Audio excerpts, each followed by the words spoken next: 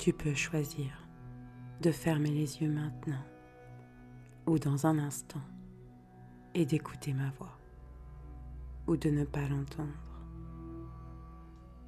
Ce qui est bien avec l'hypnose, c'est que tu peux choisir de ne pas te détendre. Tu n'as pas besoin de chercher à te relaxer.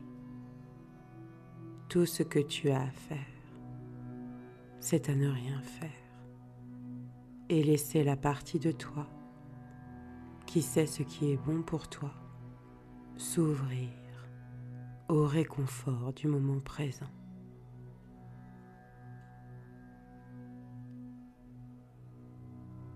Et de laisser les secondes couler.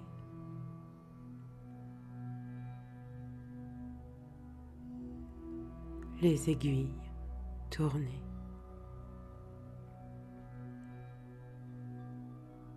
Les nuages planer.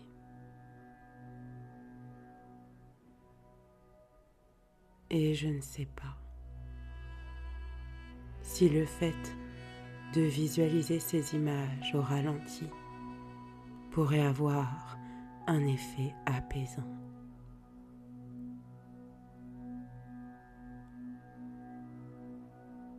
Ou s'il est plus apaisant d'écouter le vent. Mais ce que je sais,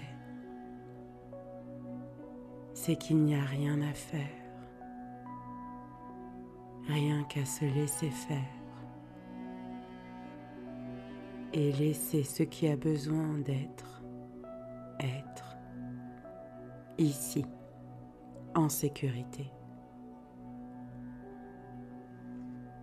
Pendant qu'une autre partie de toi pourrait imaginer se déplacer dans un moment 100% lumineux, positif que tu as déjà vécu, peut-être dans un endroit que tu connais bien, où tu aimes te ressourcer, ou peut-être un endroit que tu aimerais visiter pour un prochain voyage,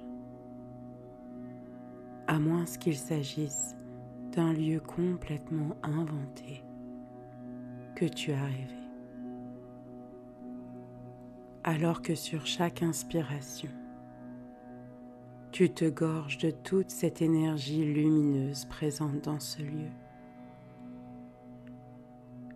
Laisse s'imprimer en toi l'image de cet endroit qui te fait du bien. Et quand viendra le moment de rouvrir les yeux, tu te sentiras apaisé, ressourcé. Alors que les oreilles continuent d'écouter mes mots. Une autre partie peut écouter les histoires et je remercie l'intelligence à l'intérieur du corps, à l'intérieur du cœur pour sa présence. Merci de permettre à ce qui n'est pas dit d'être entendu, si c'est bon pour toi, et à ce que l'âme agisse et fasse son effet au meilleur rythme pour toi, alors que les phrases continuent de s'enchaîner. J'aimerais te raconter l'histoire d'une petite fille nommée Alice, dont le cœur s'ouvrait à chaque battement d'aile de sa perruche adorée, Céleste. Elle partageait des secrets, des rires et des moments magiques que seules les âmes complices peuvent connaître. Un jour, pendant un week-end chez ses grands-parents, un incident tragique survint. Une fenêtre s'ouvrit par inadvertance et Céleste s'échappa, disparaissant dans le ciel azur.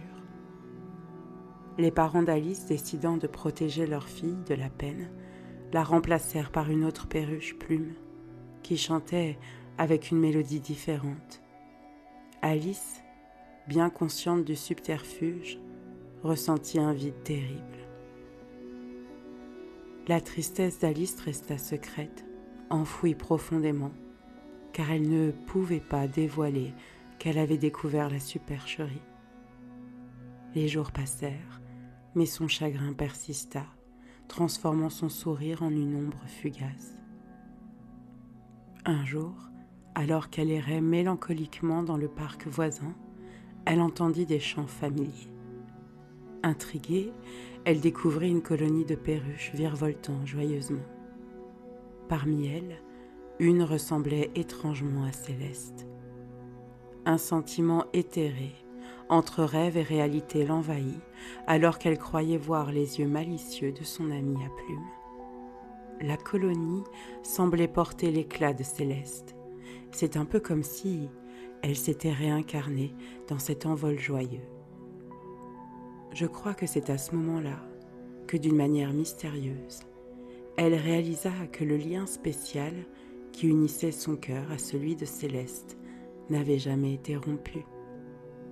Les larmes de tristesse se transformèrent en larmes de joie, et la petite fille découvrit un réconfort dans le mystère de la vie, où les êtres chers peuvent trouver une place éternelle, vivre d'autres vies auprès d'autres âmes qu'ils devaient rencontrer, aimer, et peut-être même au-delà des limites du réel. Il était une fois, dans un village entouré de mystères, une jeune femme nommée Isabella. Elle avait traversé une période sombre où les épreuves l'avaient isolée du monde, ne laissant que son chat, un compagnon fidèle nommé Félix, pour éclairer ses journées sombres. Félix était bien plus qu'un animal de compagnie. Il était son confident, son réconfort, son meilleur ami. Puis vint le jour où le destin cruel, comme il l'est parfois, emporta Félix. La mort soudaine de son être cher, de son cher compagnon, laissa Isabella seule dans un abîme de chagrin. Les larmes coulaient comme une pluie incessante, mais elle garda ce fardeau secret, consciente que le monde ne comprendrait pas la profondeur de son deuil pour un être qui n'était pas humain. Les jours s'écoulèrent, mais le chagrin d'Isabella persista, emprisonnant son cœur dans une tristesse profonde. Une nuit, alors que la lueur de la lune caressait doucement sa chambre silencieuse, quelque chose d'étrange se produisit. Isabella fut réveillée par une sensation familière, une chaleur contre son côté. Pour une précieuse minute, elle oublia la réalité, se perdant dans l'illusion réconfortante que Félix était revenu. Elle sentit ses doux ronronnements et son pelage soyeux sous ses doigts. Puis brusquement la réalité s'imposa et la solitude la frappa. Pourtant, le matelas gardait une chaleur persistante, défiant toute explication logique. Isabella se demanda alors avec une lueur d'espoir dans les yeux humides si Félix de l'au-delà avait trouvé un moyen de lui rendre visite. Peut-être que dans l'univers des mystères, l'amour entre une femme et son chat était si puissant qu'il pouvait transcender la frontière entre la vie et la mort. Et ainsi, dans le doux mystère de la nuit, Isabella trouva un soupçon de réconfort dans l'idée que l'amour de Félix restait à ses côtés, même au-delà de la vie. Alors que vient déjà le moment de la dernière histoire, dans une forêt enchantée, un papillon éphémère prénommé Lumi éclot un matin au lever du soleil. Son existence était vouée à ne durer qu'une seule journée, mais Lumi n'était pas dépourvu d'émerveillement. Il explorait les fleurs, s'abreuvant du nectar de la vie avec une intensité fulgurante. Au cours de sa courte journée, Lumi fait la rencontre extraordinaire de Torm, une tortue centenaire qui vivait dans la lisière de la forêt. Intrigué par la sagesse de Torm, Lumi s'approcha avec l'innocence de sa courte vie. Torm, lentement, le salua de son regard sage et invita le papillon à partager son coin de sérénité. Alors que le crépuscule approchait, Lumi, avec ses ailes qui commençaient à perdre de leur éclat, questionna Torm sur la longévité et la brièveté de leur existence respective. Torm sourit doucement et partagea sa vision du temps, expliquant que la véritable richesse de la vie réside dans l'intensité avec laquelle chaque moment est vécu. Ils partagèrent la soirée ensemble, échangeant des histoires de la journée passée pour Lumi et des récits de siècles écoulés pour Torm. Ils découvrirent qu'au-delà de la durée de leurs existences, c'était la manière dont ils avaient saisi chaque instant qui donnait un sens à leur vie. À l'aube du lendemain, alors que les premières lueurs du jour éclairaient la forêt, Lumi se prépara à dire adieu à Torm. Ce n'était qu'un court instant, mais dans cette journée, Lumi avait découvert la profondeur de la sagesse et Torm avait trouvé la magie de l'éphémère. Ainsi, au milieu de la nature éternelle, le papillon et la tortue avaient tissé un lien qui transcende le temps, prouvant que la vraie richesse de la vie réside dans la manière dont on choisit de la vivre, qu'elle dure un jour ou un millénaire. Et peut-être, tu pourrais imaginer que tu retournes dans ce moment, dans ce lieu qui te fait du bien, où tu peux t'apaiser un moment. Ce lieu de paix où tu t'es posé au début de cette séance.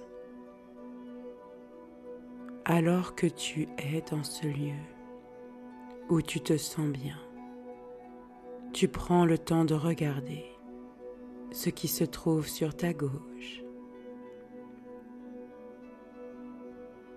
ce qui se trouve sur ta droite. Tu peux prendre le temps de ressentir l'atmosphère de l'air. Est-ce plutôt chaud ou plutôt froid?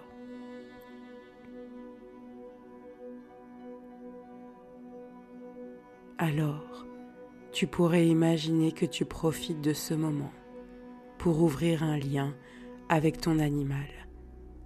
Peut-être même tu pourrais le visualiser, l'entendre, capter un de ses messages intérieurs.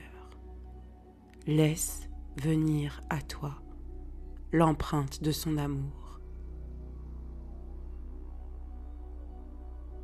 Au meilleur rythme pour toi et seulement si c'est bon pour toi.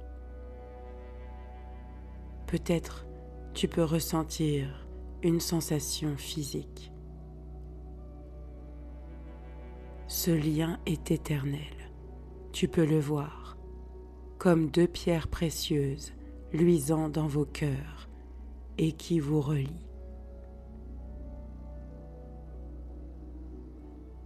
Tu pourrais choisir de lui adresser en pensée ou à voix haute les mots que tu voudrais qu'il entende. Ressens la présence de son amour et adresse-lui une dernière caresse alors qu'il s'apprête à repartir dans la lumière. Encore quelques secondes.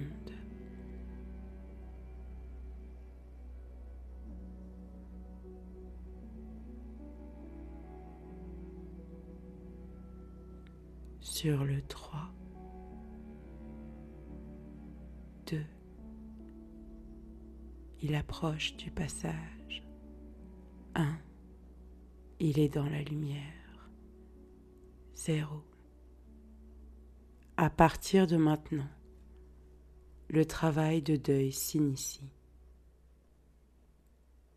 Peu à peu, la peine se dissipe et la présence d'amour de cet être cher remplit tout l'espace. Visualise-toi d'ici quelques jours, quelques mois. Le bonheur est retrouvé, la légèreté dans le cœur. Ton sourire est revenu sur ton visage. Quand tu penses à ton compagnon, à ta compagne, c'est avec tendresse et le cœur réconforté des moments heureux partagés ensemble.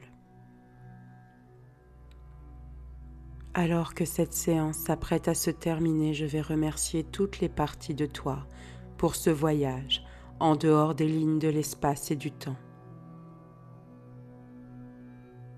Je vais demander à l'intelligence à l'intérieur du corps de permettre à toutes les parties de toi de se réassocier ici et maintenant, dans le moment présent, au meilleur rythme pour toi. Et si c'est bon pour toi, le corps va pouvoir se désengourdir. Tu pourras retrouver la notion de l'espace, ressentir les points de contact de ton corps, là où il reposait. Et alors les yeux pourront choisir de se réouvrir, ici et maintenant, dans le moment présent. Avec une pensée affectueuse, pour mon Watcha, pour mon Léo qui partage ma vie. Je vous aime dans toutes les directions du temps et de l'espace, mes bêtes à bon Dieu. À très bientôt pour d'autres contenus. Et n'hésitez pas à partager le nom de votre compagnon en commentaire. J'aurai une pensée affectueuse et un vœu pour chacun d'entre eux. Avec tout mon amour. Véronique.